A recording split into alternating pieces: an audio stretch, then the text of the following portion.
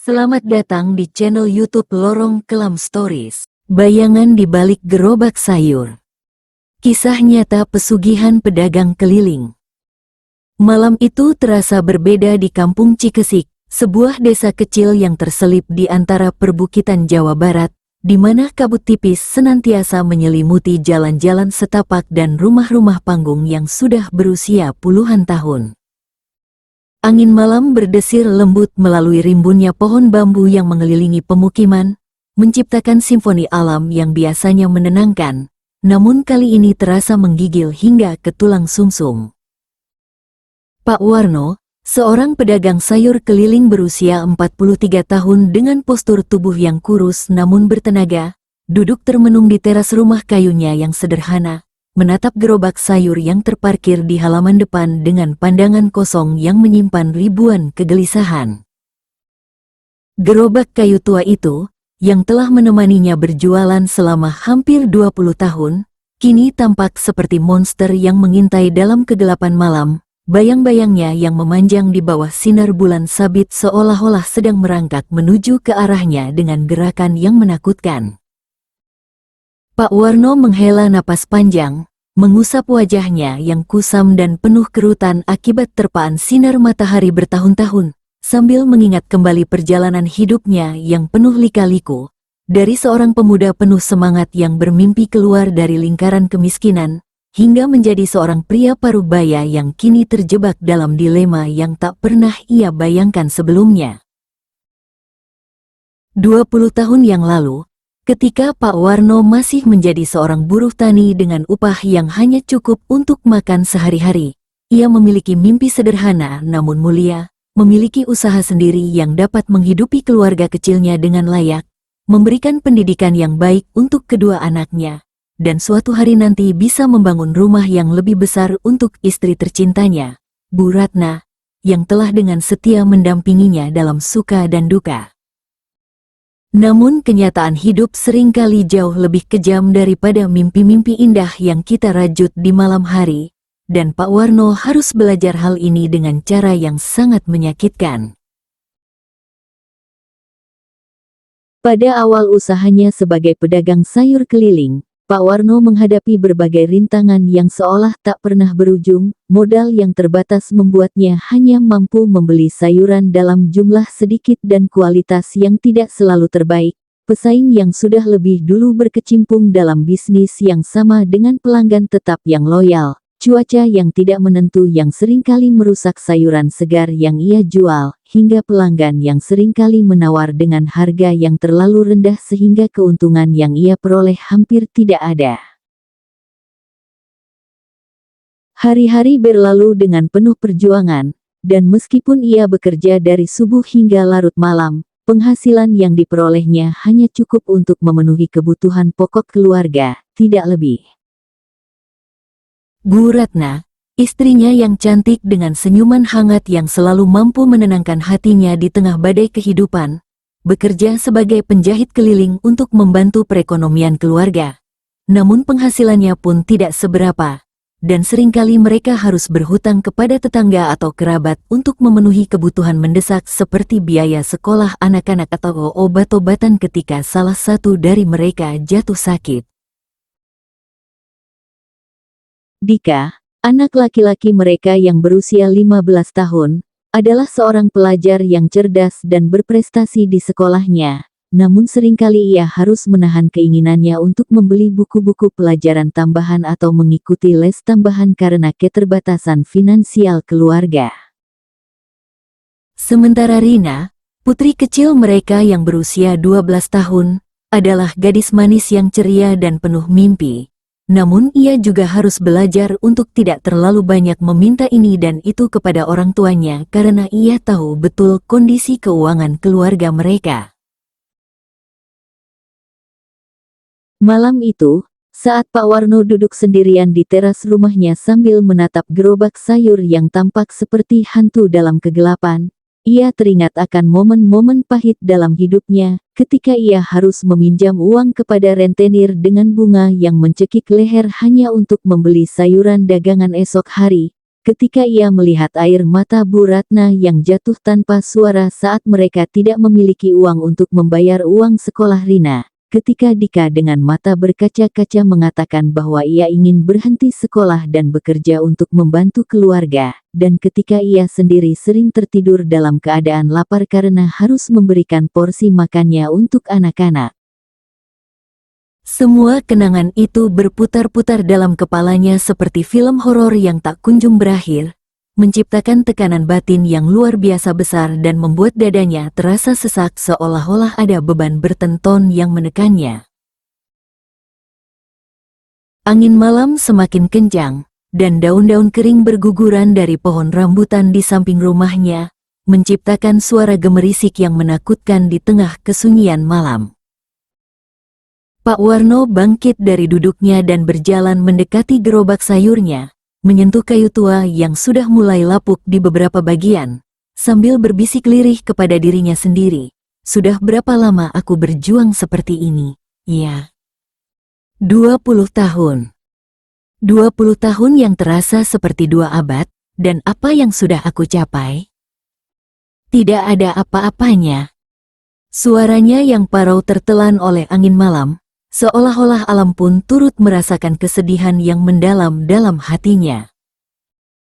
Tepat pada saat itulah, ketika keputusasaan mencapai puncaknya dan Pak Warno merasa seolah-olah dunia ini tidak lagi memiliki tempat untuknya, sebuah suara lembut namun menggoda terdengar dari arah belakangnya, suara yang seolah-olah berasal dari kegelapan itu sendiri, Pak Warno.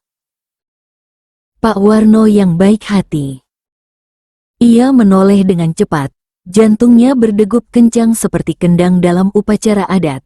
Namun yang ia lihat hanyalah kegelapan malam yang pekat, tidak ada siapa-siapa di sana. Namun suara itu terus terdengar, semakin jelas dan semakin menggoda. Apakah Bapak ingin mengubah nasib? Apakah Bapak ingin keluar dari kemiskinan yang telah membelenggu selama bertahun-tahun ini? Pak Warno berdiri mematung di halaman rumahnya, keringat dingin mengalir deras di pelipisnya meskipun udara malam terasa sejuk menusuk tulang. Suara misterius itu terus bergema dalam kepalanya, seolah-olah berasal dari segala penjuru sekaligus, menciptakan sensasi yang membuat buluk-buluk halus di tengkuknya berdiri tegak. Ia menoleh ke kiri dan ke kanan dengan gerakan yang gugup dan tidak teratur, mencoba mencari sumber suara yang telah memecah kesunyian malam dengan tawaran yang terlalu bagus untuk menjadi kenyataan. Namun yang ia temukan hanyalah bayangan-bayangan gelap yang bergoyang-goyang mengikuti irama angin, seolah-olah sedang menari dalam ritual yang tidak ia pahami. "Siapa di sana? Tunjukkan diri Anda!" teriak Pak Warno dengan suara yang bergetar, mencoba menutupi rasa takut yang mulai merayap naik dari perutnya menuju ke dadanya yang terasa semakin sesak. Namun hanya kesunyian yang menjawab seruan desperatnya, kesunyian yang terasa lebih menakutkan daripada suara misterius tadi. Detik-detik berlalu dengan lambat seperti sirup yang kental. Dan ketika Pak Warno mulai berpikir bahwa mungkin ia hanya berhalusinasi karena kelelahan dan stres yang berlebihan, suara itu kembali terdengar, kali ini lebih dekat dan lebih jelas, seolah-olah sedang berbisik langsung di telinganya. "Jangan takut, Pak Warno. Saya adalah seseorang yang ingin membantu Bapak keluar dari penderitaan ini. Saya tahu betapa beratnya hidup yang Bapak jalani, betapa menyakitkannya melihat keluarga tercinta menderita karena keterbatasan finansial. Betapa frustasi dan putus asanya Bapak setiap malam ketika menghitung uang hasil dagangan yang tidak pernah cukup untuk memenuhi kebutuhan keluarga." Suara itu terdengar begitu lembut dan penuh pengertian, seolah-olah pemilik suara tersebut benar-benar memahami setiap luka dan kepedihan yang tersimpan dalam hati Pak Warno. Pak Warno merasakan air matanya mulai berlinang, tidak karena ketakutan, melainkan karena ada seseorang atau sesuatu yang sepertinya benar-benar memahami penderitaannya, sesuatu yang selama ini tidak pernah ia dapatkan dari siapapun, bahkan dari keluarga terdekatnya yang selalu berusaha terlihat tegar di hadapannya. Siapa Anda sebenarnya? Dan bagaimana Anda bisa tahu tentang kehidupan saya? Tanyanya dengan suara yang hampir berbisik. Takut-takut suara keras akan membuat sosok misterius itu pergi dan meninggalkannya sendirian lagi dalam kegelapan penderitaan. Nama saya tidak penting, Pak Warno. Yang penting adalah bahwa saya memiliki solusi untuk semua masalah Bapak. Saya dapat membuat usaha sayur keliling Bapak menjadi sangat sukses. Pelanggan akan berbondong-bondong datang kepada Bapak. Sayuran dagangan Bapak akan selalu laku keras bahkan dengan harga yang tinggi, dan dalam waktu yang tidak terlalu lama, Bapak akan menjadi pedagang sayur paling sukses di seluruh daerah ini. Bapak akan memiliki cukup uang untuk membangun rumah yang besar dan indah, menyekolahkan anak-anak hingga ke perguruan tinggi terbaik, dan memberikan kehidupan yang layak untuk Bu Ratna yang telah dengan setia mendampingi Bapak selama ini. Tawaran itu terdengar seperti mimpi yang terlalu indah untuk menjadi kenyataan.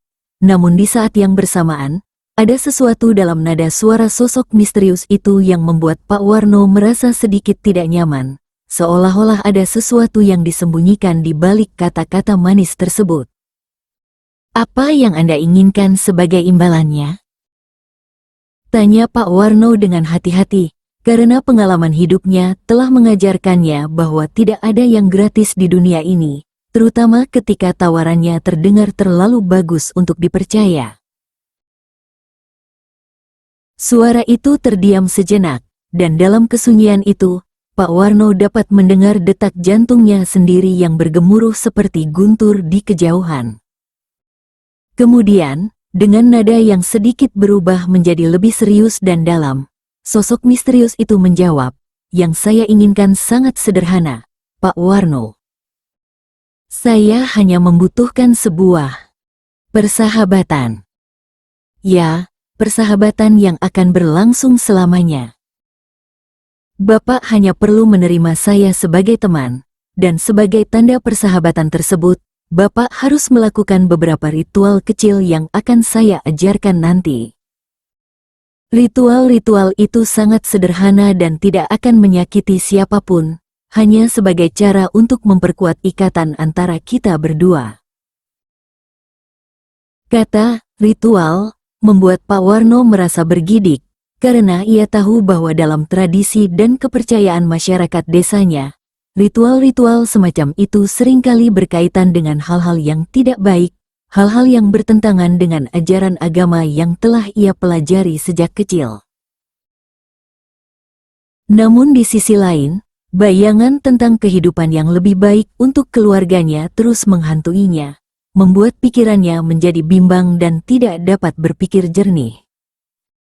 "Ritual seperti apa yang Anda maksud?" tanyanya dengan suara yang semakin parau. "Oh, tidak ada yang perlu Bapak khawatirkan.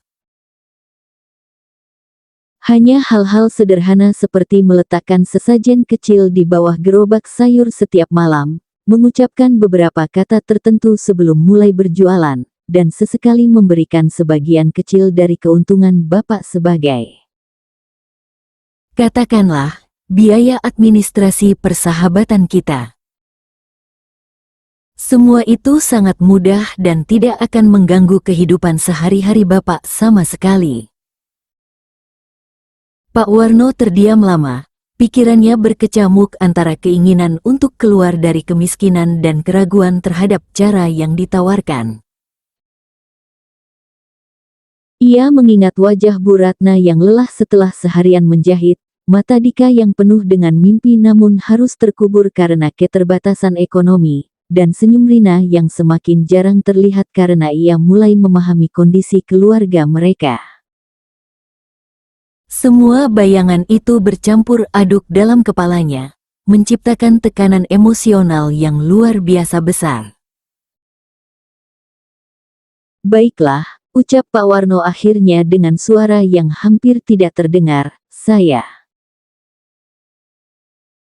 Saya setuju dengan tawaran Anda." Tapi tolong, jangan sampai keluarga saya tahu tentang hal ini, dan pastikan bahwa apa yang Anda janjikan benar-benar akan terjadi. Suara itu tertawa lembut, suara tawa yang terdengar begitu puas dan menang. Tentu saja, Pak Warno. Mulai besok pagi, Bapak akan merasakan perubahan yang luar biasa dalam usaha Bapak. Dan mengenai ritual pertama, besok malam saya akan datang lagi untuk mengajarkannya kepada Bapak. Selamat malam, sahabat baru saya. Pagi hari berikutnya, Pak Warno bangun dengan perasaan yang aneh, campuran antara kegembiraan dan kegelisahan yang tidak dapat ia jelaskan dengan kata-kata. Percakapan dengan sosok misterius pada malam sebelumnya terasa seperti mimpi yang sangat nyata, namun ketika ia melihat ke arah gerobak sayurnya di halaman depan, ia dapat merasakan bahwa ada sesuatu yang berbeda, sesuatu yang tidak dapat ia identifikasi dengan panca inderanya namun dapat ia rasakan dengan intuisinya. Udara pagi yang biasanya terasa segar dan menyegarkan kali ini terasa lebih berat, seolah-olah mengandung sesuatu yang tidak terlihat namun dapat dirasakan kehadirannya. Bu Ratna, yang sudah terbangun lebih awal untuk menyiapkan sarapan sederhana untuk keluarga, memperhatikan suaminya dengan pandangan yang sedikit khawatir. "Kamu baik-baik saja, Mas? Wajahmu terlihat pucat dan seperti kurang tidur," katanya sambil menyodorkan secangkir kopi hitam yang masih mengepulkan asap hangat. Pak Warno menerima cangkir itu dengan tangan yang sedikit bergetar, mencoba menyembunyikan kegelisahannya di balik senyuman yang dipaksakan.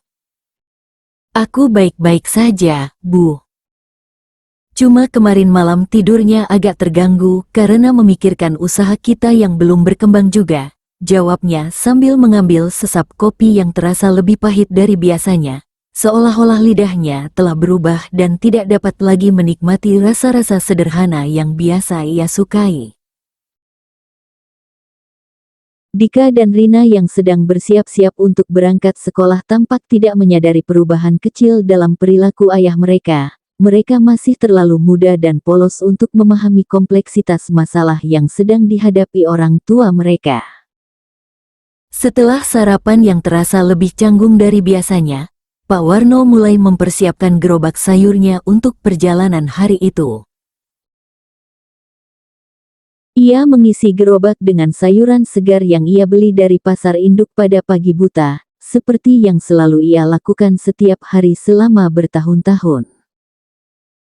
Namun ketika ia mulai mendorong gerobaknya keluar dari halaman rumah, ia merasakan bahwa gerobak itu terasa lebih ringan dari biasanya, seolah-olah ada kekuatan tak terlihat yang membantu mendorongnya. Perjalanan pertama hari itu membawa Pak Warno ke sebuah komplek perumahan sederhana di ujung desa, tempat di mana ia biasanya hanya mendapat sedikit pelanggan dan seringkali harus menawar dengan harga yang sangat rendah. Namun ketika ia mulai meneriakkan dagangannya dengan suara yang familiar, sayur segar, bayam, kangkung, tomat, terong. Respon yang ia terima sangat berbeda dari hari-hari sebelumnya. Pintu-pintu rumah terbuka hampir bersamaan, dan ibu-ibu rumah tangga keluar dengan wajah yang bersemangat, seolah-olah mereka telah menunggu kedatangannya dengan tidak sabar. "Pak, sayurnya masih segar kan? Saya mau beli bayam 2 ikat, kangkung 3 ikat, dan tomat 1 kilo, kata seorang ibu paruh baya yang biasanya hanya membeli 1 ikat sayur dengan harga yang ditawar hingga hampir tidak memberikan keuntungan. Pak Warno terkejut namun berusaha menyembunyikannya. "Tentu saja masih segar, Bu. Baru saja saya ambil dari pasar induk pagi ini." Yang lebih mengejutkan lagi adalah ketika ibu itu membayar dengan harga penuh tanpa menawar sama sekali, bahkan memberikan sedikit tips karena katanya sayur-sayur yang dijual Pak Warno terlihat lebih segar dan berkualitas dibandingkan pedagang lain. Satu persatu pelanggan datang dengan antusiasme yang luar biasa, membeli sayuran dalam jumlah yang jauh lebih banyak dari biasanya, dan yang paling mencengangkan adalah mereka semua membayar dengan harga yang diminta tanpa protes atau tawar-menawar. Dalam waktu kurang dari 2 jam, sebagian besar sayuran dalam gerobaknya telah laku terjual, sesuatu yang biasanya membutuhkan waktu seharian penuh dan seringkali masih menyisakan sayuran yang tidak laku. Pak Warno menghitung uang hasil penjualan dengan tangan yang bergetar karena kegembiraan dan ketidakpercayaan. Jumlahnya hampir 3 kali lipat dari pendapatan harian normalnya. Namun di balik kegembiraan itu, ada perasaan aneh yang menggelayut di sudut hatinya, seolah-olah keberuntungan ini terlalu bagus untuk menjadi kenyataan dan pasti ada sesuatu yang harus dibayar dengan mahal di kemudian hari. Perjalanan ke lokasi-lokasi berikutnya memberikan hasil yang sama mengejutkannya. Di setiap tempat yang ia kunjungi, pelanggan-pelanggan tampak sangat tertarik dengan dagangannya. Bahkan ada beberapa orang yang sebelumnya tidak pernah membeli darinya kini mendatanginya dengan wajah yang penuh senyuman dan antusiasme. Seorang bapak tua yang biasanya hanya lewat dan tidak pernah membeli apa-apa, kali ini menghentikannya dan membeli hampir semua jenis sayuran yang tersisa dengan harga yang bahkan lebih tinggi dari harga pasar.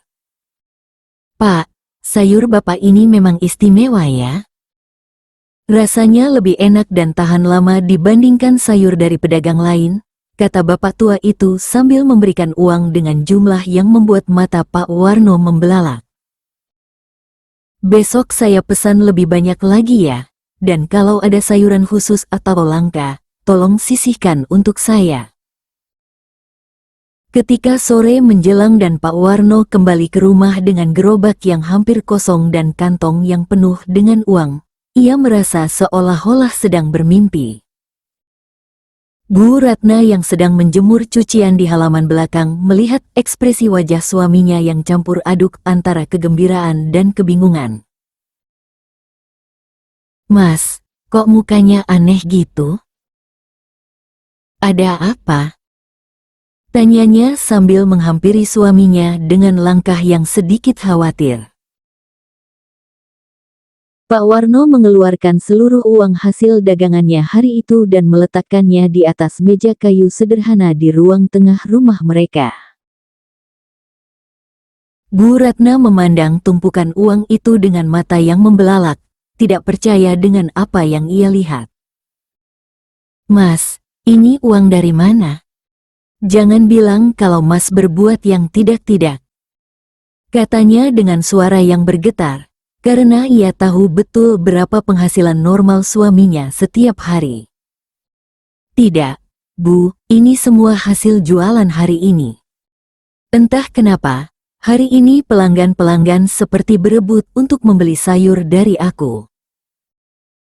Mereka tidak menawar harga, bahkan ada yang memberikan tips tambahan," jawab Pak Warno sambil duduk di kursi kayunya dengan ekspresi yang masih tidak percaya.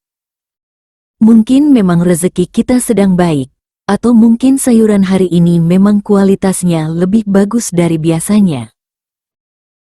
Bu Ratna masih memandang uang itu dengan tatapan yang tidak yakin.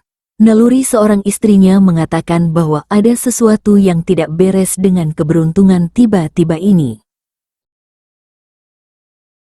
Namun ketika ia melihat wajah suaminya yang untuk pertama kalinya dalam bertahun-tahun terlihat sedikit lega dari beban hidup yang selama ini menekannya, ia memilih untuk tidak bertanya lebih lanjut dan berdoa dalam hati semoga keberuntungan ini adalah karunia yang halal dan berkah.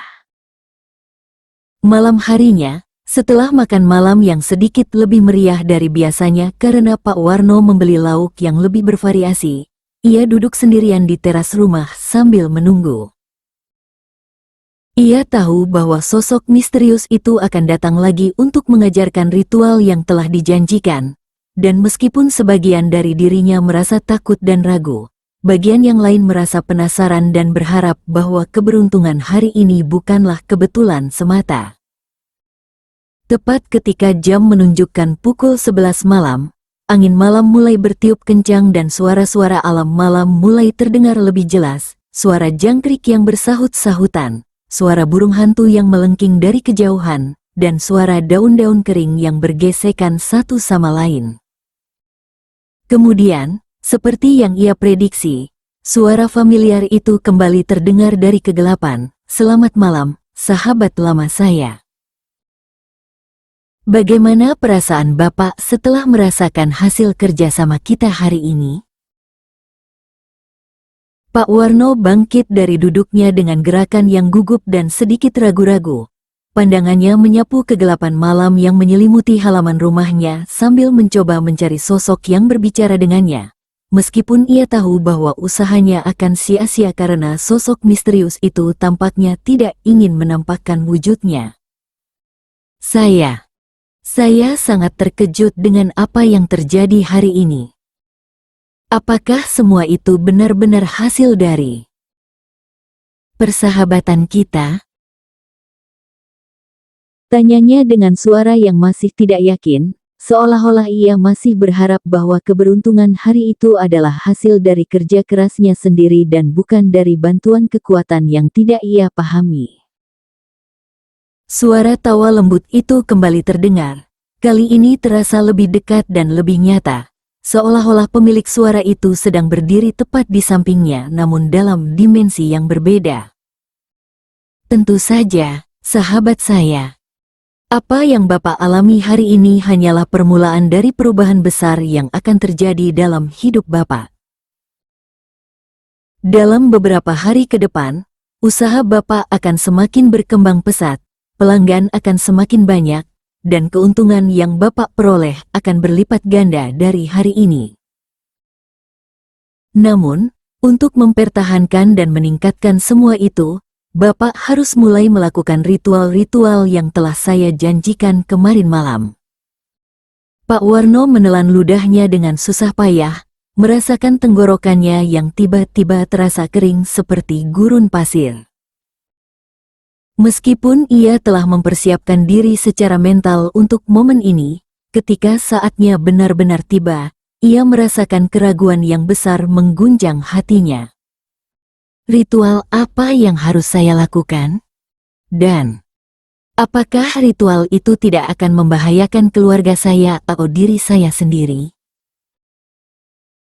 Tanyanya dengan hati-hati, masih berharap bahwa apa yang akan ia lakukan tidaklah terlalu bertentangan dengan nilai-nilai dan kepercayaan yang telah ia anut selama ini. Ritual pertama sangat sederhana, Pak Warno. Bapak hanya perlu menyiapkan sesajen kecil setiap malam yang terdiri dari sepiring nasi putih, segelas air putih, sebatang kemenyan, dan sedikit bunga melati yang diletakkan di bawah gerobak sayur Bapak. Setelah itu, Bapak duduk di depan sesajen tersebut dan mengucapkan kata-kata yang akan saya ajarkan 3 kali berturut-turut sambil membakar kemenyan. Ritual ini harus dilakukan setiap malam tepat pada pukul 11 malam, tidak boleh terlambat atau terlalu cepat. Penjelasan tentang ritual itu membuat Pak Warno merasa sedikit lega karena ternyata tidak serumit atau semenakutkan yang ia bayangkan sebelumnya. Namun ketika ia mendengar tentang kemenyan dan kata-kata yang harus diucapkan, perasaan tidak nyaman kembali muncul karena ia sadar bahwa hal-hal tersebut biasanya berkaitan dengan praktik-praktik spiritual yang tidak sejalan dengan ajaran agama yang ia yakini. "Kata-kata apa yang harus saya ucapkan?" tanyanya dengan suara yang semakin parau.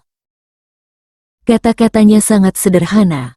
"Wahai sahabat yang telah membantu hidupku, aku bersyukur atas rezeki yang telah engkau berikan hari ini.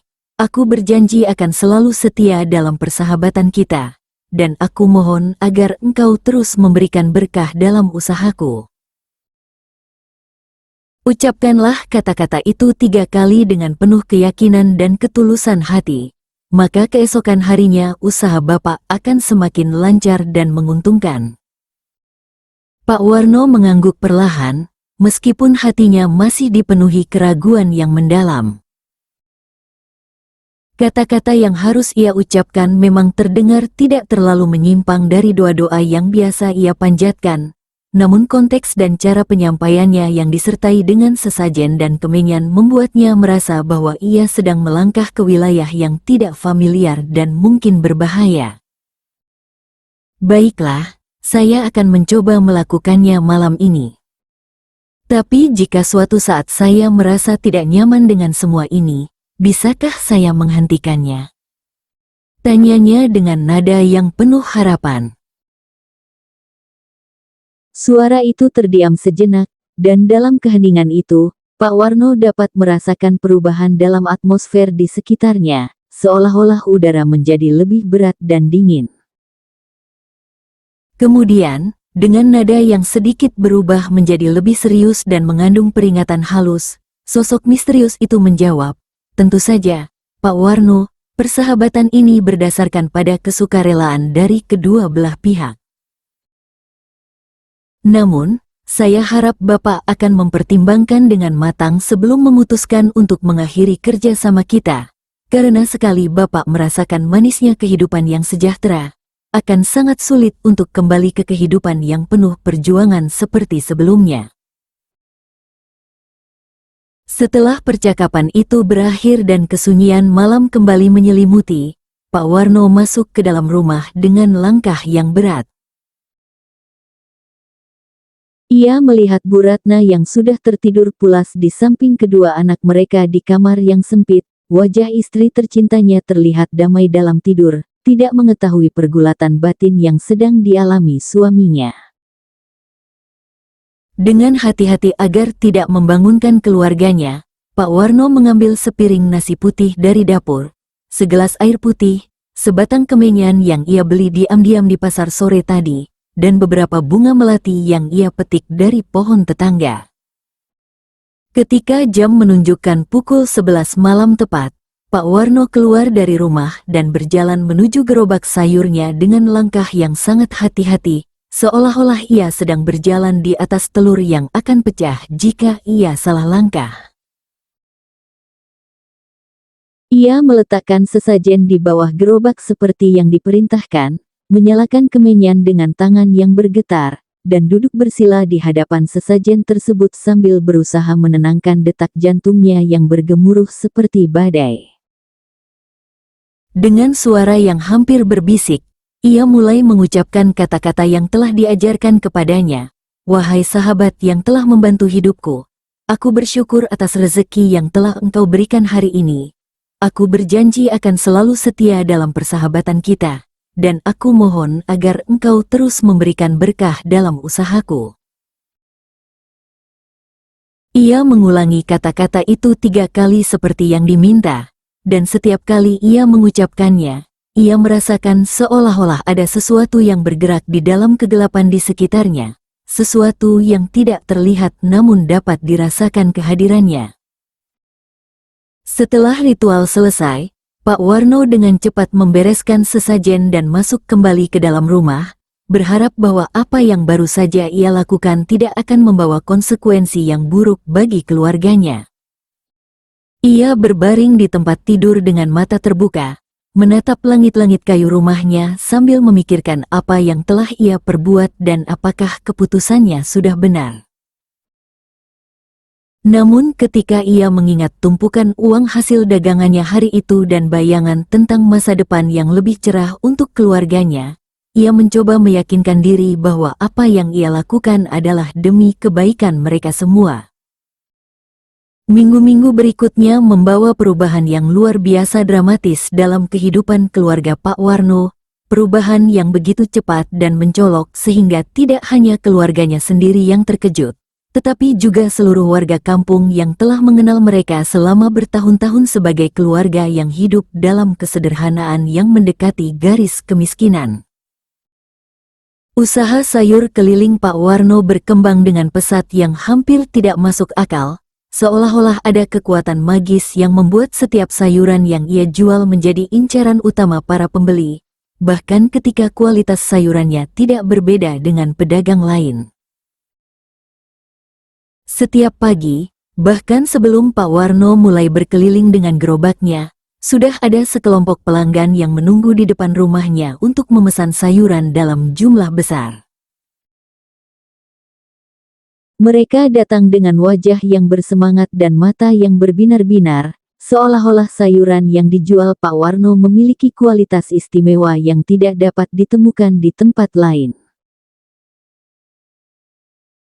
Yang lebih mengherankan lagi adalah bahwa mereka semua rela membayar dengan harga yang bahkan lebih tinggi dari harga pasar, dan tidak jarang memberikan tips tambahan dengan alasan yang tidak jelas.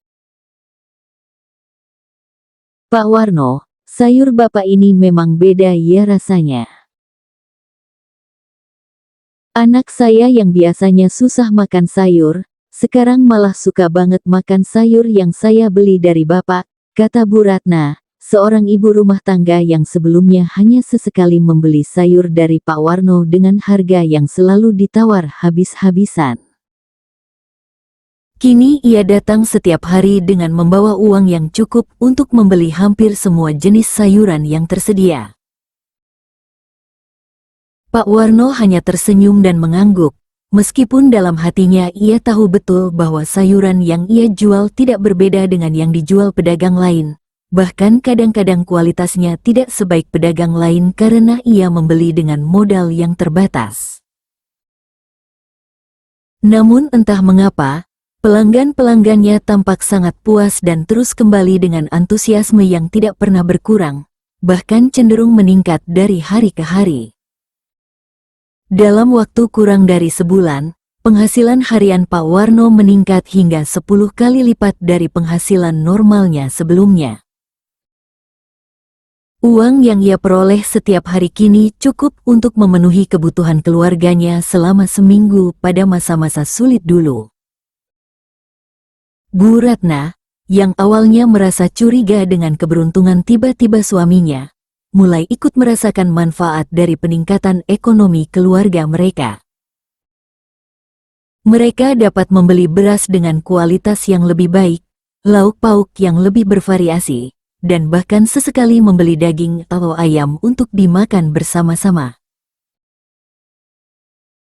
Dika, anak laki-laki mereka, sekarang dapat membeli buku-buku pelajaran tambahan yang selama ini ia idamkan, dan bahkan Pak Warno berencana untuk mendaftarkannya ke les privat matematika dan bahasa Inggris agar prestasi sekolahnya semakin meningkat. Rina, putri kecil mereka, kini dapat memiliki pakaian baru untuk sekolah dan mainan yang selama ini hanya bisa ia lihat di toko-toko tanpa berani memintanya kepada orang tua. Kehidupan keluarga mereka berubah dari yang penuh dengan kekurangan menjadi berkecukupan, bahkan cenderung berlebih. Namun di balik semua kemewahan relatif yang baru mereka rasakan, Pak Warno mulai memperhatikan beberapa hal aneh yang terjadi di sekitarnya, hal-hal kecil yang mungkin tidak akan disadari oleh orang lain tetapi sangat mengganggu pikirannya karena ia tahu bahwa semua perubahan itu bermula dari perjanjiannya dengan sosok misterius yang identitasnya masih belum jelas. Pertama, ia mulai memperhatikan bahwa hewan-hewan peliharaan di sekitar rumahnya mulai berperilaku aneh. Kucing tetangga yang biasanya suka bermain di halamannya kini selalu menghindari area di sekitar gerobak sayurnya. Anjing-anjing kampung yang biasanya suka berkeliaran di malam hari kini tidak pernah terlihat di dekat rumahnya. Bahkan ayam-ayam yang dipelihara tetangganya tampak gelisah dan sering berkokok tanpa sebab yang jelas ketika malam tiba. Kedua, ia mulai mengalami mimpi-mimpi yang aneh dan menakutkan hampir setiap malam.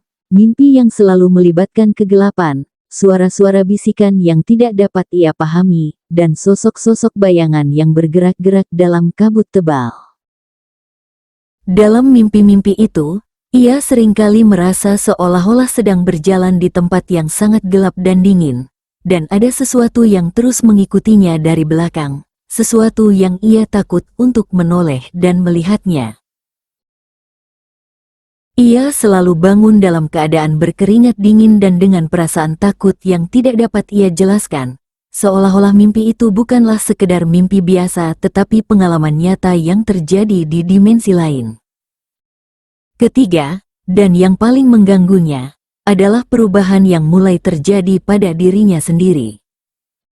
Pak Warno mulai merasakan bahwa kepribadiannya perlahan-lahan berubah, meskipun ia berusaha untuk tidak menunjukkannya di depan keluarga. Ia menjadi lebih mudah marah terhadap hal-hal kecil yang sebelumnya tidak pernah mengganggunya, lebih posesif terhadap uang dan harta benda yang ia miliki, dan yang paling menakutkan adalah munculnya keinginan-keinginan aneh yang tidak pernah ia rasakan sebelumnya, seperti keinginan untuk memiliki lebih banyak lagi meskipun ia sudah memiliki lebih dari cukup.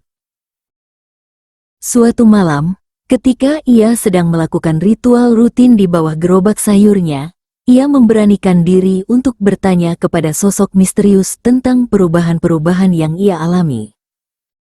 Sahabat, akhir-akhir ini saya merasakan beberapa hal yang aneh. Apakah semua itu ada hubungannya dengan persahabatan kita? Tanyanya dengan suara yang bergetar karena takut jawaban yang akan ia terima. Suara familiar itu tertawa lembut, namun kali ini tawanya terdengar sedikit berbeda. Ada sesuatu yang lebih gelap dan kurang ramah dibandingkan sebelumnya. Oh, Pak Warno, perubahan adalah hal yang wajar ketika seseorang naik kelas dalam kehidupan. Bapak sekarang adalah orang yang sukses. Tentu saja cara berpikir dan berperasaan Bapak juga harus menyesuaikan dengan status baru Bapak. Jangan khawatir tentang hal-hal kecil seperti itu, yang penting adalah bahwa hidup Bapak dan keluarga sekarang jauh lebih baik dari sebelumnya, bukan? Jawaban itu tidak memberikan ketenangan yang diharapkan Pak Warno, justru membuatnya semakin gelisah karena ia merasakan ada sesuatu yang disembunyikan dalam nada suara sosok itu. Namun ketika ia melihat rumahnya yang kini sudah mulai direnovasi dengan uang hasil usahanya, ketika ia melihat senyuman bahagia di wajah Bu Ratna yang sudah lama tidak ia lihat, dan ketika ia membayangkan masa depan cerah yang menanti anak-anaknya, ia memilih untuk mengesampingkan keraguan-keraguannya dan terus melanjutkan rutinitas yang telah membawa perubahan besar dalam hidupnya.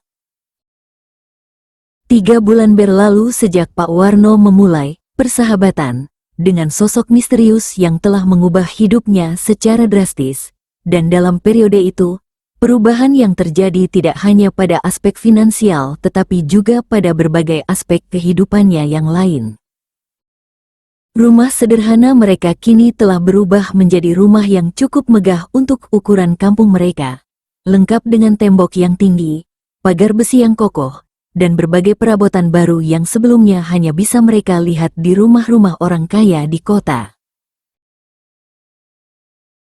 Pak Warno kini tidak lagi berkeliling dengan gerobak sayur tua yang telah menemaninya selama bertahun-tahun, tetapi telah membeli sebuah mobil pickup bekas yang cukup bagus untuk mengangkut sayuran dagangannya dalam jumlah yang jauh lebih besar. Usahanya telah berkembang dari seorang pedagang sayur keliling biasa menjadi supplier sayuran untuk beberapa pasar tradisional dan supermarket kecil di daerahnya. Bahkan ia telah mulai mempekerjakan beberapa orang untuk membantunya dalam usaha yang semakin berkembang pesat itu.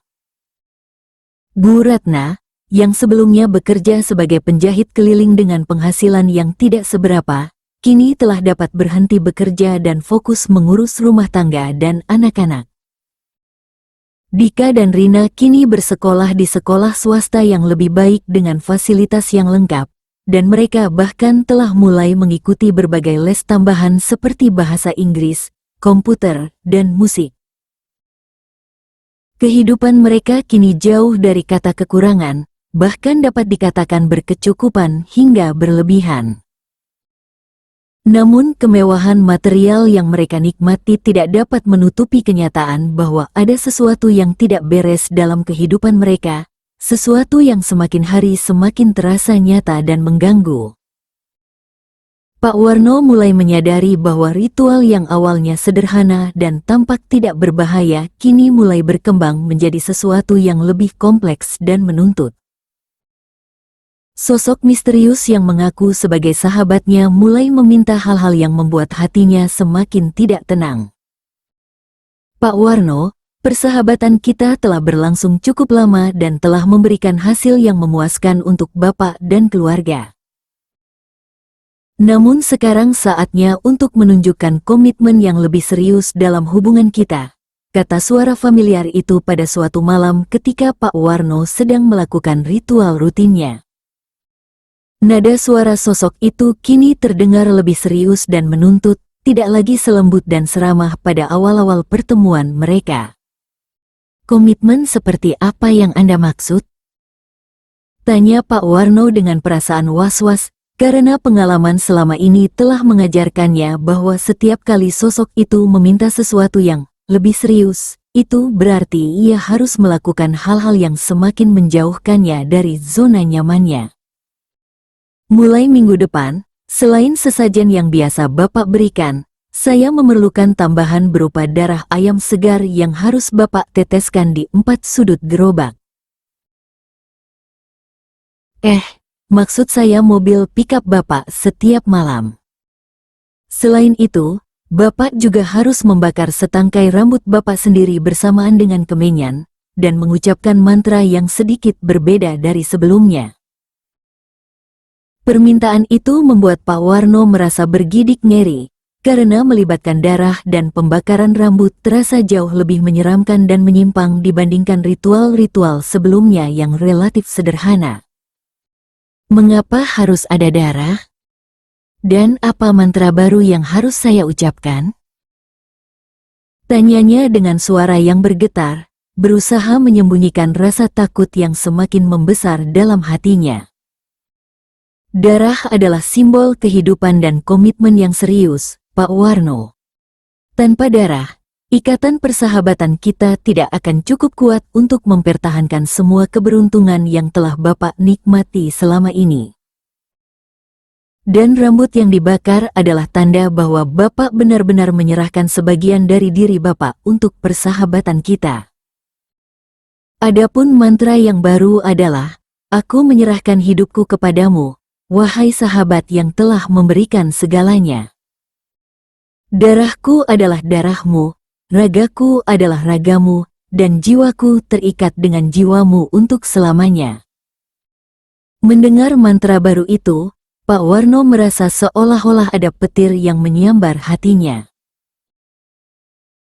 Kata-kata dalam mantra itu terdengar seperti sumpah atau ikrar yang sangat mengikat, jauh dari kesan persahabatan biasa yang selama ini dijual oleh sosok misterius itu.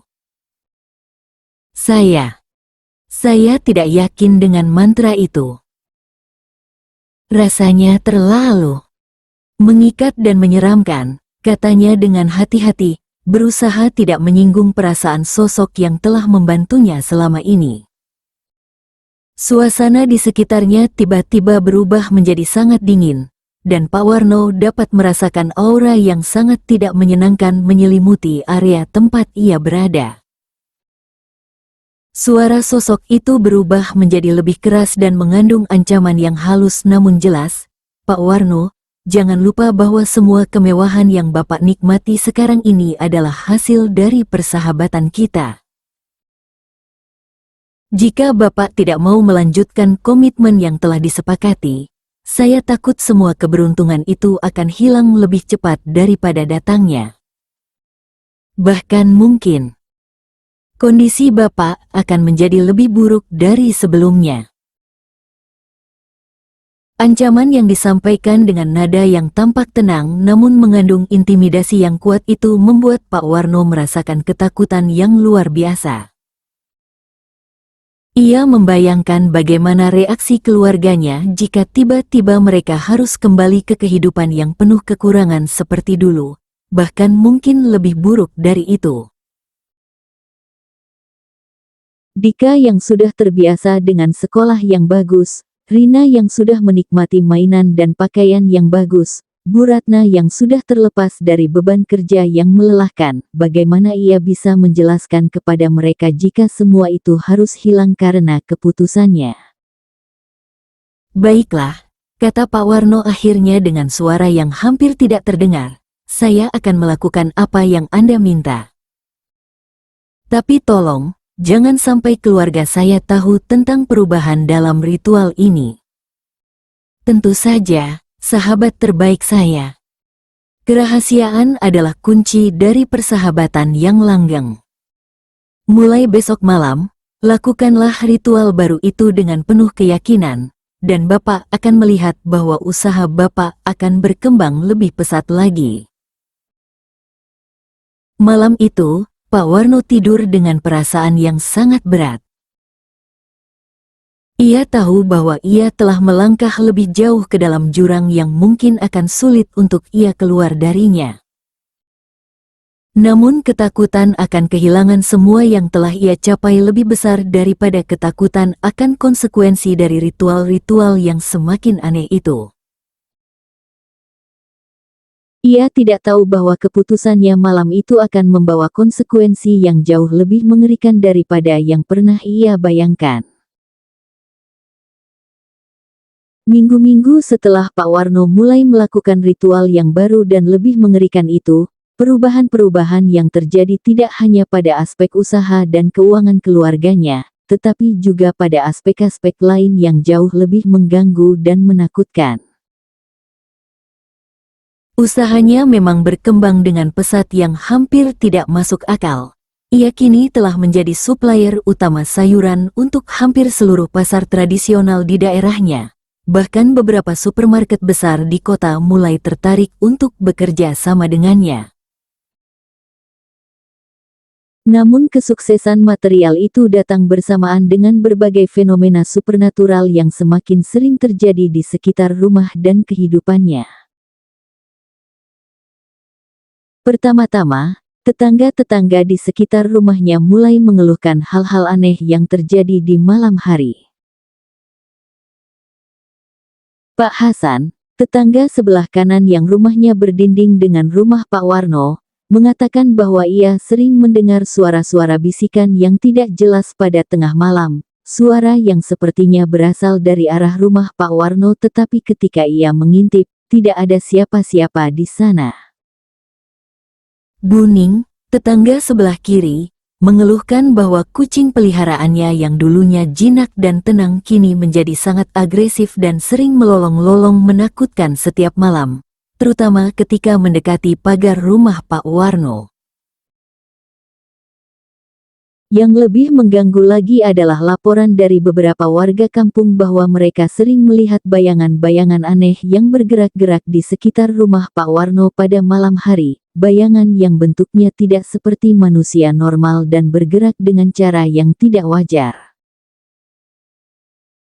Pak Joko, kepala RT yang tinggal tidak jauh dari rumah Pak Warno, bahkan mengatakan bahwa ia pernah melihat sosok tinggi berbaju hitam yang berdiri di depan pagar rumah Pak Warno pada tengah malam. Tetapi ketika ia berkedip, sosok itu hilang begitu saja. Di dalam rumahnya sendiri, Pak Warno mulai memperhatikan bahwa perilaku anggota keluarganya juga mulai berubah dengan cara yang tidak dapat ia jelaskan. Bu Ratna, yang biasanya adalah sosok yang ceria dan penuh semangat, mulai sering tampak murung dan gelisah tanpa sebab yang jelas. Ia sering mengeluh tentang mimpi-mimpi buruk yang mengganggu tidurnya, mimpi yang melibatkan kegelapan, hantu-hantu yang menakutkan, dan suara-suara mengerikan yang memanggilnya untuk mengikuti mereka ke tempat yang gelap dan dingin. Mas, akhir-akhir ini aku sering bermimpi aneh-aneh. Dalam mimpi itu, aku melihat rumah kita dikelilingi oleh makhluk-makhluk yang menakutkan, dan mereka semua seperti sedang menunggu sesuatu. Aku takut, Mas. Rasanya seperti ada sesuatu yang tidak beres dengan rumah kita, kata Bu Ratna pada suatu pagi sambil memegang tangan suaminya dengan erat. Matanya tampak sembab karena kurang tidur dan ketakutan. Pak Warno berusaha menenangkan istrinya dengan mengatakan bahwa itu semua hanya mimpi biasa yang mungkin disebabkan oleh kelelahan atau stres karena perubahan gaya hidup mereka yang cukup drastis. Namun dalam hatinya, ia tahu betul bahwa mimpi-mimpi Bu Ratna mungkin ada hubungannya dengan ritual-ritual yang ia lakukan setiap malam. Rasa bersalah mulai menggerogoti hatinya, terutama ketika ia melihat bahwa orang-orang yang ia cintai mulai ikut merasakan dampak negatif dari keputusan yang ia ambil demi keuntungan materi. Dika, anak laki-laki mereka yang biasanya adalah sosok yang ceria dan berprestasi di sekolah, mulai mengalami penurunan nilai dan seringkali tampak lesu serta tidak bersemangat. Guru-gurunya mengatakan bahwa Dika sering tampak mengantuk di kelas dan sulit berkonsentrasi, seolah-olah ia tidak mendapatkan tidur yang cukup di malam hari. Ketika Pak Warno bertanya kepada anaknya, Dika mengatakan bahwa ia sering terbangun di tengah malam karena merasa ada yang mengawasinya dari sudut kamar, meskipun ketika ia menyalakan lampu, tidak ada siapa-siapa di sana. Rina, putri kecil mereka yang dulunya adalah gadis yang periang dan suka bermain, kini menjadi lebih pendiam dan sering menempel kepada ibunya dengan wajah yang ketakutan. Ia mengatakan kepada Bu Ratna bahwa ia sering melihat teman-teman baru yang datang ke rumah mereka di malam hari, teman-teman yang wajahnya gelap dan suka berbisik-bisik di telinganya dengan suara yang menakutkan. Ketika Bu Ratna bertanya lebih lanjut tentang teman-teman itu, Rina hanya menggeleng takut dan tidak mau bercerita lebih banyak. Yang paling mengganggu Pak Warno adalah perubahan yang terjadi pada dirinya sendiri. Selain mimpi-mimpi aneh yang semakin sering menghantui tidurnya, ia juga mulai mengalami hal-hal yang sulit ia jelaskan dengan logika. Kadang-kadang, ketika ia sedang sendirian, ia mendengar suara-suara yang memanggilnya dengan nama, namun ketika ia menoleh, tidak ada siapa-siapa di sana. Di lain waktu, ia melihat bayangan-bayangan yang bergerak di sudut matanya, tetapi ketika ia menoleh langsung, bayangan itu hilang. Yang paling menakutkan adalah perubahan dalam kepribadiannya. Pak Warno merasa seolah-olah ada bagian dari dirinya yang mulai tidak ia kenali lagi, bagian yang lebih gelap dan lebih kejam daripada yang pernah ada sebelumnya. Ia mulai merasakan keinginan-keinginan aneh yang tidak pernah ia rasakan sebelumnya, seperti keinginan untuk melihat orang lain menderita, keinginan untuk memiliki lebih banyak kekuasaan dan kontrol atas orang lain, dan yang paling mengganggu adalah munculnya pemikiran-pemikiran jahat terhadap orang-orang yang ia anggap sebagai pesaing atau ancaman terhadap usahanya. Suatu malam, ketika perasaan takut dan penyesalan mencapai puncaknya, Pak Warno memberanikan diri untuk bertanya kepada sosok misterius tentang semua fenomena aneh yang terjadi di sekitarnya. Sahabat, keluarga saya mulai mengalami hal-hal yang tidak wajar. Apakah semua itu ada hubungannya dengan ritual-ritual yang saya lakukan? Tanyanya dengan suara yang penuh kekhawatiran dan penyesalan. Suara familiar itu tertawa dengan nada yang kini terdengar lebih mengerikan dan jahat dibandingkan sebelumnya. Oh, Pak Warno, yang Bapak alami adalah hal yang wajar ketika seseorang mulai membuka mata terhadap kenyataan yang sesungguhnya. Dunia ini tidak sesederhana yang selama ini Bapak kira. Ada banyak dimensi dan kekuatan yang tidak terlihat oleh mata biasa. Keluarga Bapak mulai dapat merasakan kehadiran teman-teman saya yang lain, makhluk-makhluk yang juga turut membantu kesuksesan usaha Bapak. Mereka tidak akan menyakiti keluarga Bapak, asalkan Bapak terus menjalankan kewajiban-kewajiban yang telah disepakati. Jawaban itu membuat bulu kuduk Pak Warno berdiri tegak. karena sosok itu dengan terang-terangan mengakui bahwa ada makhluk-makhluk lain yang ikut terlibat dalam persahabatan mereka, dan semua fenomena menakutkan yang dialami keluarganya adalah akibat dari kehadiran makhluk-makhluk tersebut. Teman-teman Anda, makhluk apa sebenarnya mereka?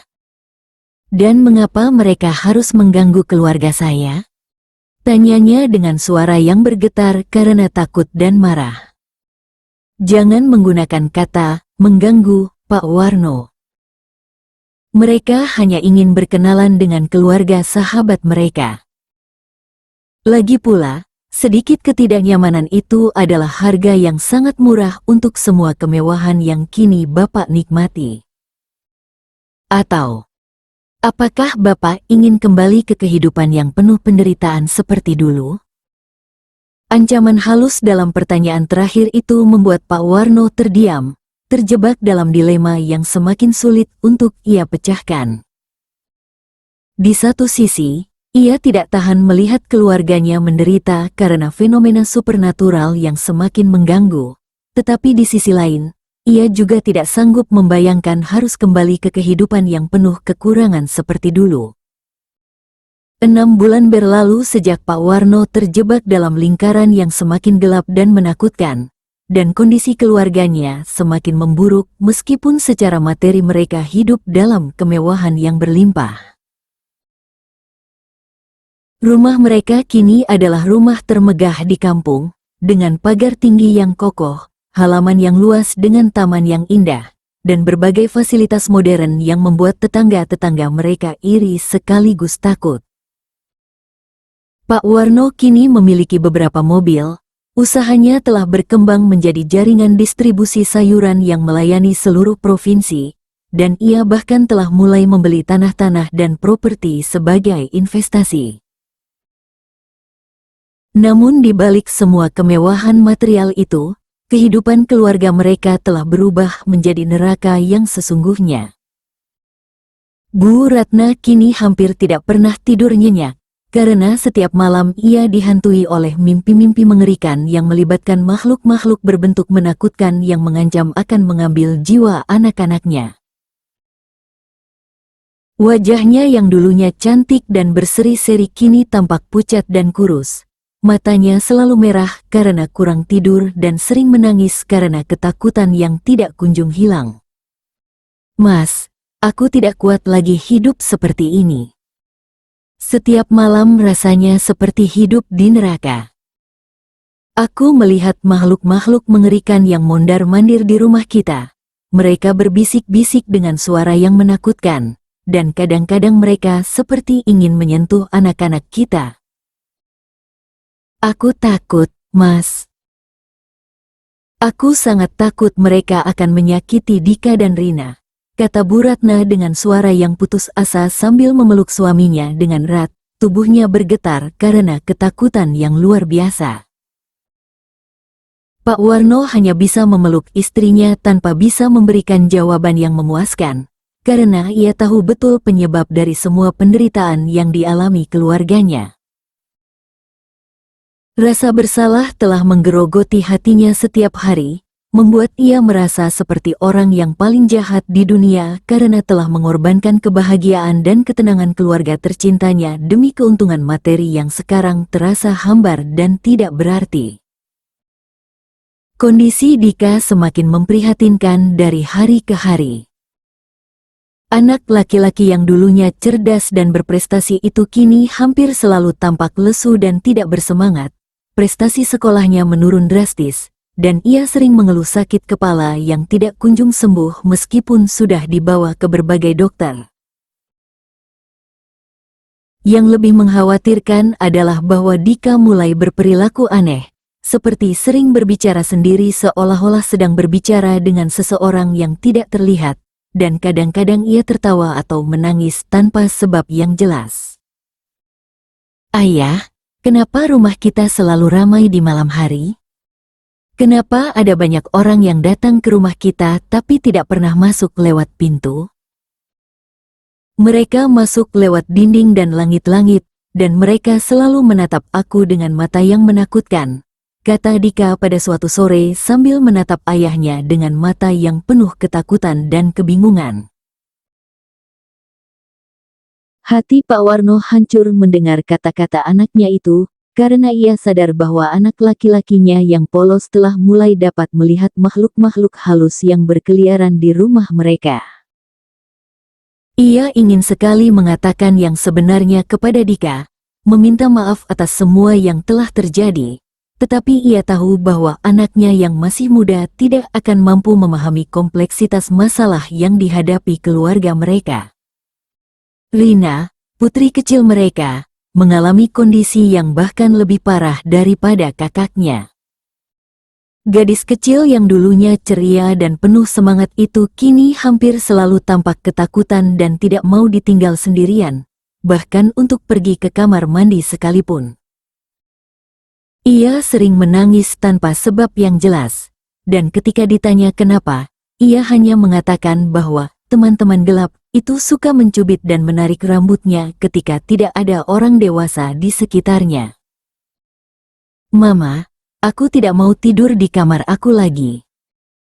Teman-teman gelap itu suka datang ke kamarku dan mereka bilang kalau mereka mau bawa aku pergi ke tempat yang gelap dan dingin.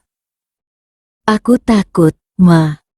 Aku mau tidur sama Mama terus, kata Rina sambil menangis terseduh-seduh dan memeluk ibunya dengan sangat erat, seolah-olah takut akan ditarik paksa oleh sesuatu yang tidak terlihat. Mendengar kata-kata putri kecilnya itu, Bu Ratna langsung menangis dengan keras karena tidak tahan melihat penderitaan anak-anaknya. Ia menatap suaminya dengan pandangan yang penuh amarah dan kekecewaan. Mas, aku tidak peduli kita harus kehilangan semua harta ini, yang penting keselamatan anak-anak kita. Cari cara untuk menghentikan semua keanehan ini, atau aku akan membawa anak-anak pergi dari rumah ini.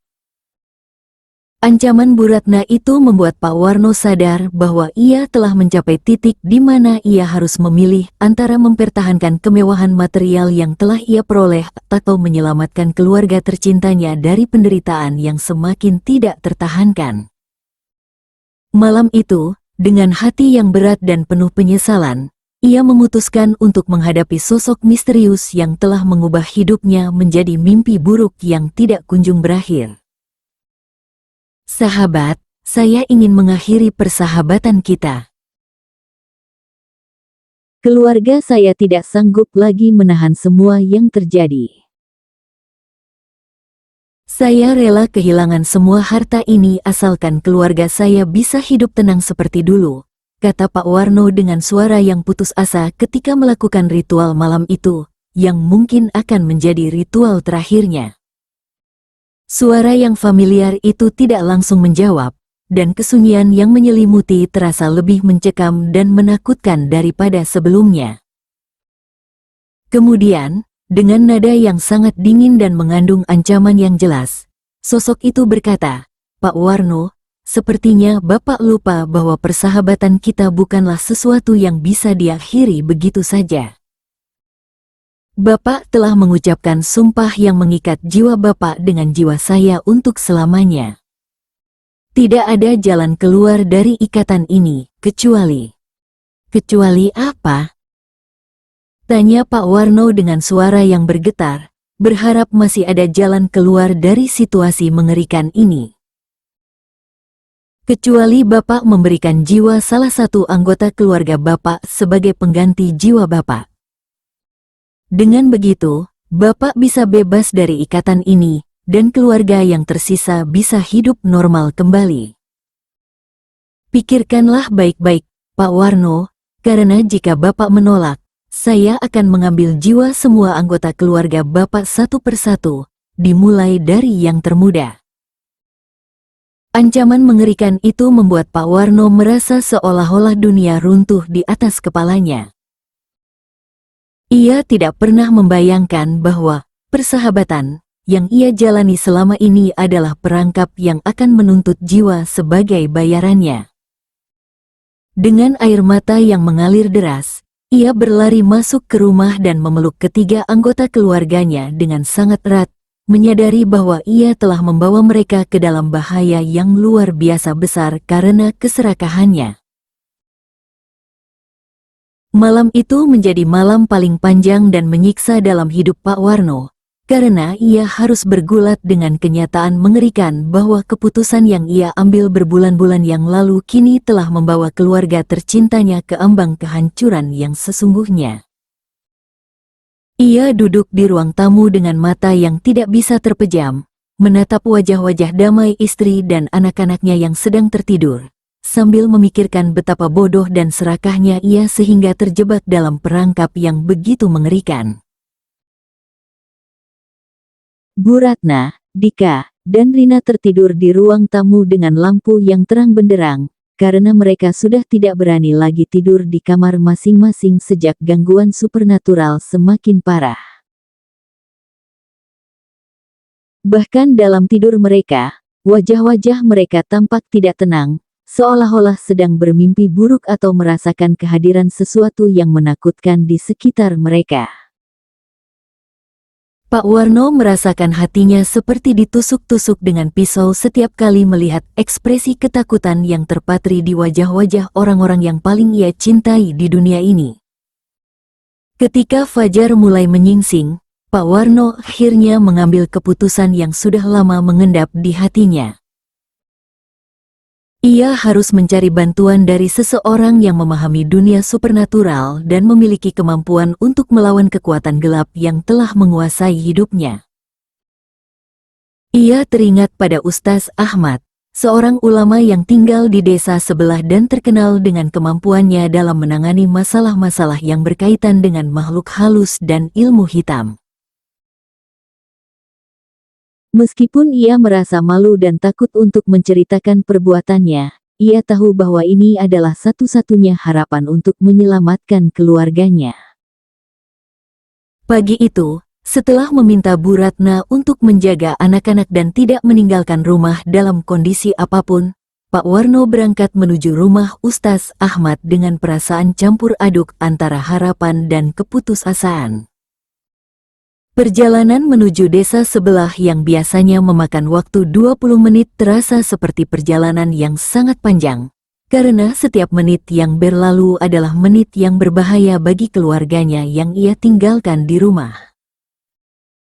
Rumah Ustaz Ahmad adalah rumah sederhana yang dikelilingi oleh pohon-pohon besar dan taman yang asri, memberikan kesan damai dan tenang yang sangat berbeda dengan atmosfer mencekam yang selalu menyelimuti rumah Pak Warno akhir-akhir ini.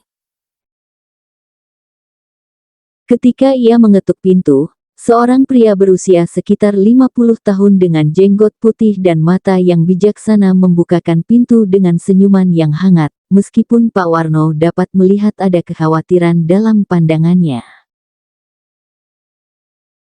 Assalamualaikum, Pak Warno. Saya sudah menduga bahwa Bapak akan datang ke sini. Silakan masuk, kita perlu berbicara banyak hal, kata Ustaz Ahmad dengan suara yang tenang namun serius, seolah-olah ia sudah mengetahui masalah yang dihadapi Pak Warno sebelum disampaikan. Pak Warno terkejut dengan sambutan Ustaz Ahmad yang seolah sudah mengetahui kedatangannya.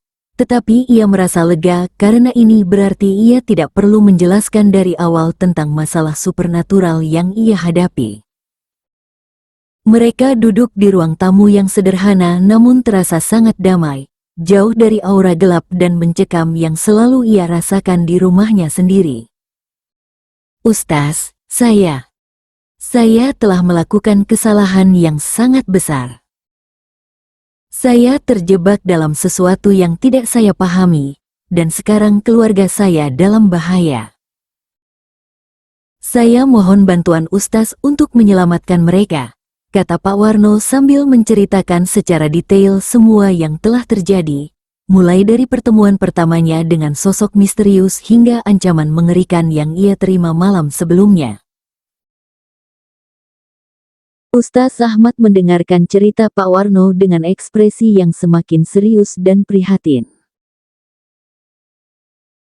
Sesekali ia mengangguk atau menggeleng kepala, dan ketika Pak Warno selesai bercerita, Ia terdiam lama sambil memejamkan mata, seolah-olah sedang berdoa atau meminta petunjuk dari Yang Maha Kuasa.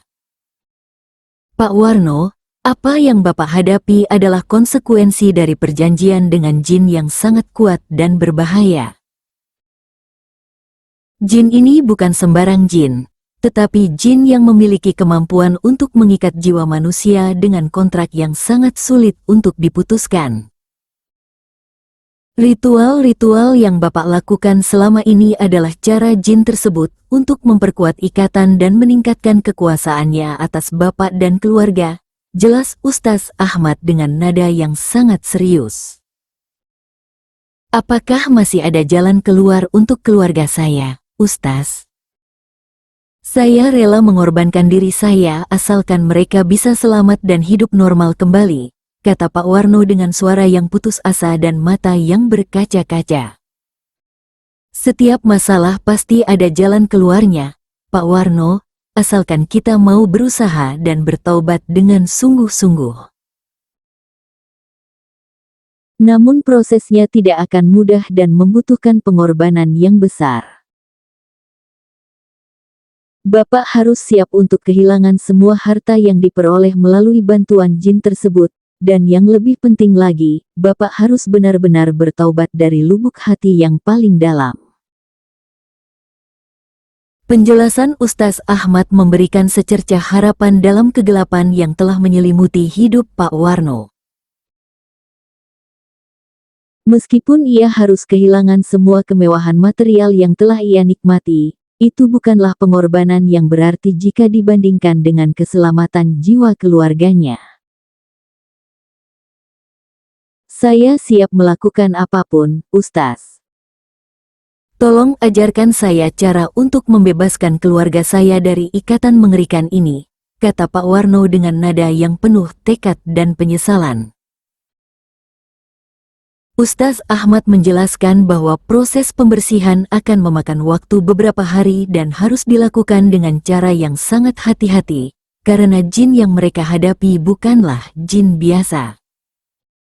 Pertama-tama, seluruh keluarga harus melakukan taubat nasuha dengan membaca istighfar dan doa-doa perlindungan secara intensif.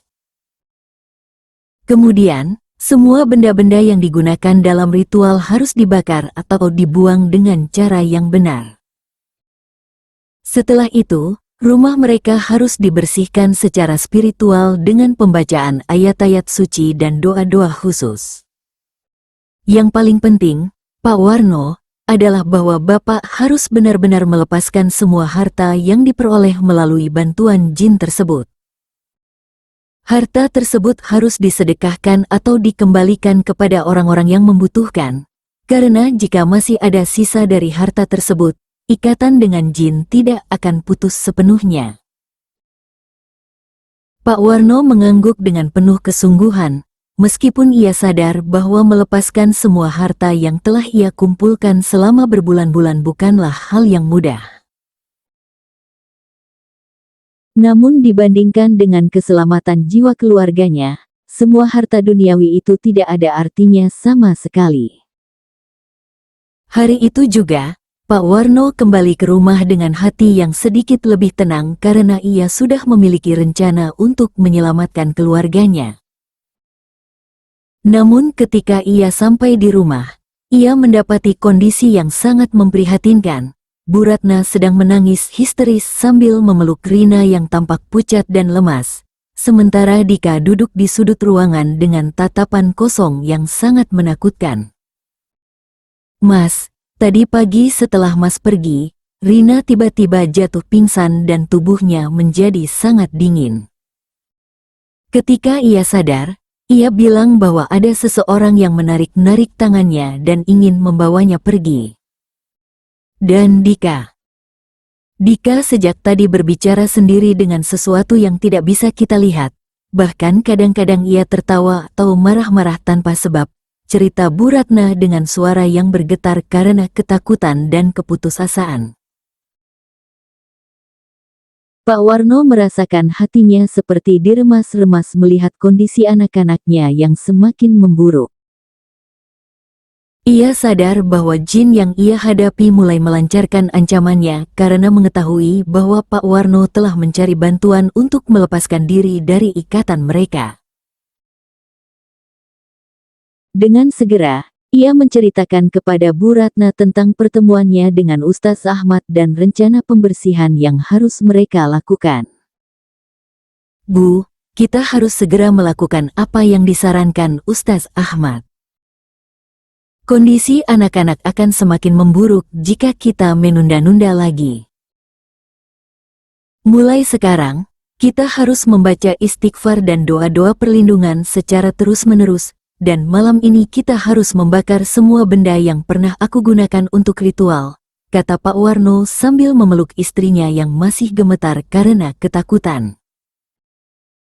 Bu Ratna, meskipun masih dalam keadaan shock, menyetujui rencana suaminya tanpa ragu. Ia sudah tidak peduli lagi dengan kemewahan material yang mereka miliki, yang terpenting adalah keselamatan dan ketenangan keluarga mereka.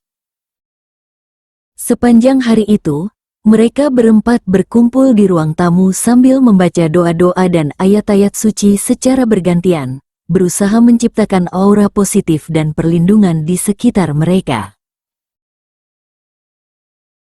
Ketika malam tiba, Pak Warno dengan dibantu Bu Ratna mulai mengumpulkan semua benda yang pernah ia gunakan dalam ritual, piring-piring untuk sesajen, gelas-gelas, kemenyan, dan benda-benda lain yang terkait dengan praktik yang telah ia lakukan selama berbulan-bulan. Mereka membawa semua benda itu ke halaman belakang rumah dan membakarnya dalam api yang besar, sambil terus membaca doa-doa perlindungan. Saat api mulai membakar benda-benda tersebut, terjadi hal-hal yang sangat menakutkan. Angin tiba-tiba bertiup sangat kencang meskipun cuaca sebelumnya tenang. Suara-suara aneh terdengar dari berbagai arah seolah-olah ada banyak makhluk yang marah karena ritual mereka terganggu. Dan yang paling mengerikan adalah munculnya bayangan-bayangan besar yang bergerak-gerak di sekitar api, seolah-olah berusaha memadamkannya. Terus baca doa, Bu. Jangan berhenti sampai semua benda ini habis terbakar. Teriak Pak Warno sambil terus menambahkan kayu bakar ke dalam api, berusaha mempertahankan api agar terus menyala meskipun angin kencang berusaha memadamkannya.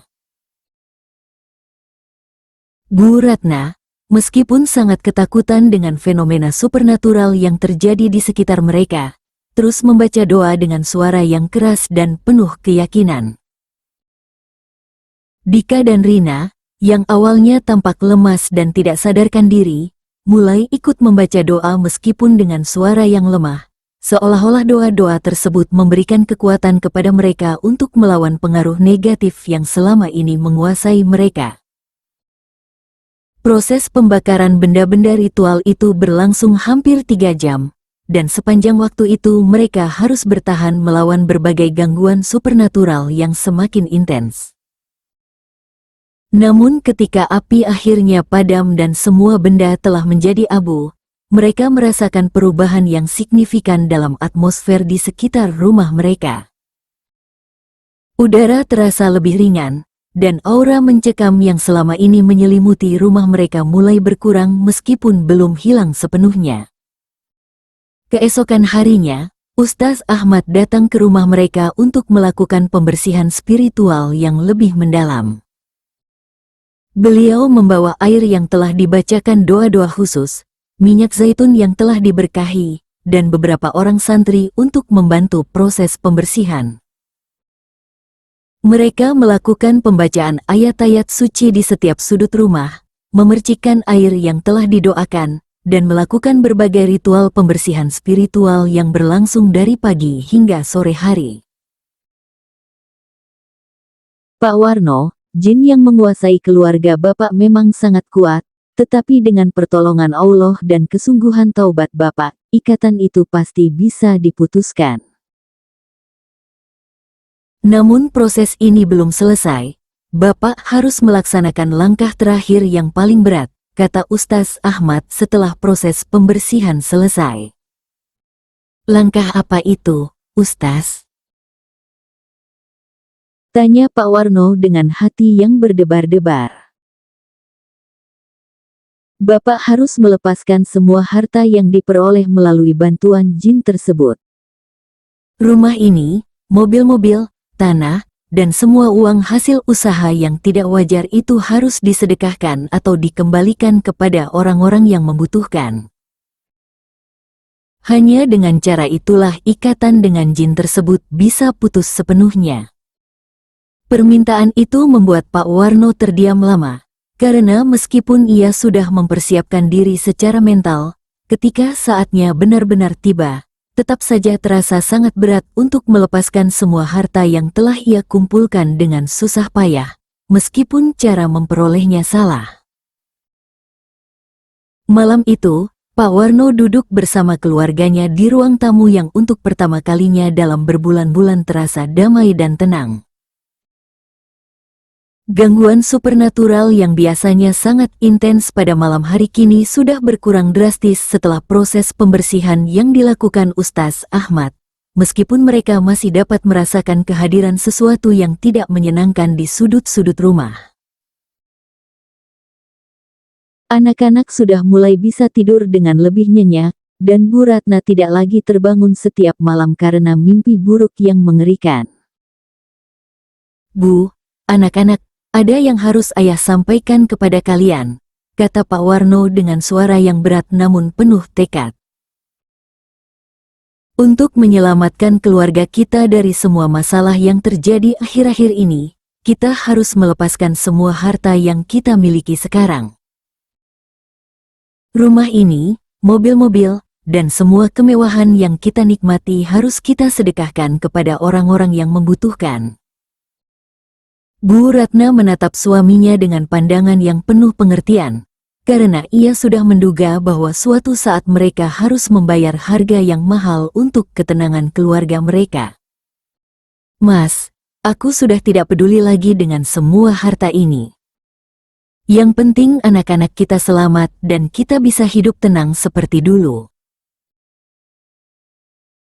Lagi pula, hidup kita dulu meskipun sederhana, tapi bahagia dan damai." Dika, yang sudah mulai pulih dari gangguan yang ia alami, mengangguk setuju dengan keputusan orang tuanya. "Ayah, aku juga tidak mau lagi tinggal di rumah ini. Aku lebih suka rumah kita yang dulu, yang kecil tapi hangat dan tidak ada makhluk-makhluk aneh yang berkeliaran." Rina, meskipun masih terlalu kecil untuk memahami sepenuhnya situasi yang mereka hadapi, juga menyetujui keputusan keluarga mereka. "Papa, asal teman-teman gelap itu tidak ada lagi, Rina mau tinggal di mana saja sama Papa, Mama, dan Kakak Dika." Dukungan dari keluarga memberikan kekuatan kepada Pak Warno untuk melaksanakan keputusan yang sangat berat itu.